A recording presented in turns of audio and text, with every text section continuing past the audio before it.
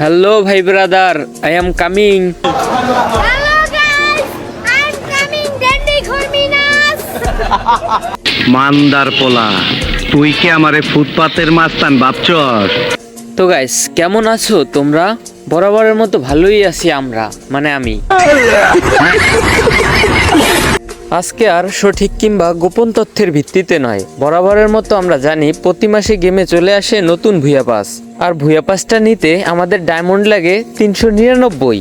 আর আমার আইডির ডায়মন্ডের দিকে যদি আপনারা একটু লক্ষ্য করেন তাহলে দেখতে পারবেন আমার আইডিতে ডায়মন্ড আছে 2131। বাট কিছুক্ষণ পরে আপনারা আর একটু ভিন্ন কিছু দেখতে পারবেন। আপনারা হয়তো ভাবছেন ভিন্ন কিছুর কথা বললাম, ভিন্ন কিছুটা আসলে কি?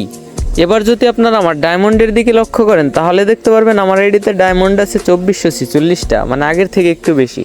এটা হচ্ছে এডিটিং। এটা এডিটিং এর একটা ক্লাস নিব ইনশাআল্লাহ।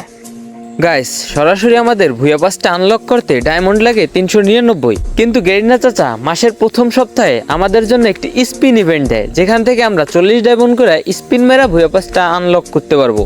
তো আজকে আমরা দেখব সরাসরি 399 ডায়মন্ড দিয়ে ভুয়া পাস আনলক না করে স্পিন মেরা আনলক করতে আমাদের কত ডায়মন্ড লাগে, লস হয় নাকি লাভ হয়। আমার লাভ লস নেই, আমার লাইফটাই লস। তো দেখা যাক, আমরা প্রথমে এখানে একটা স্পিন মাইরা দিলাম।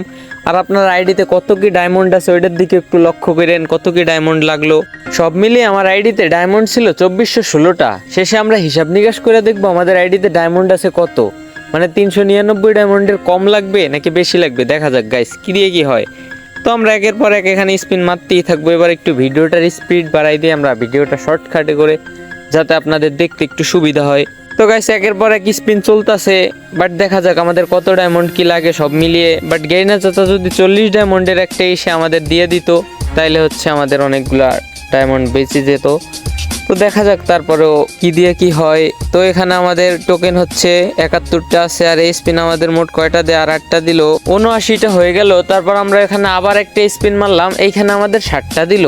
মোট গাইস 86টা টোকেন আমাদের কাছে হয়ে গেছে। তো যেহেতু আর 4টা টোকেন লাগে তাই এখানে আমরা 90 ডায়মন্ডের একটি সিঙ্গেল স্পিন মেরে দিলাম। বাট গাইস, এই স্পিন আমাদের 9টা টোকেন দিয়ে দিল, মানে আমাদের টোকেন হয়ে গেল মোট 96টা, আর আনলক করতে লাগবে 90টা। তো এখান থেকে আমরা ভুয়া পাসটা আনলক করি।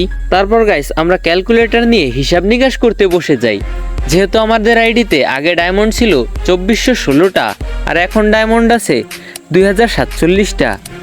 তারপর আমরা ক্যালকুলেটর নিয়ে যখন 2416 থেকে 2047 বিয়োগ দিলাম, তখন আমাদের আইডিতে মোট ডায়মন্ড খরচ হচ্ছে দেখাচ্ছে 369টা।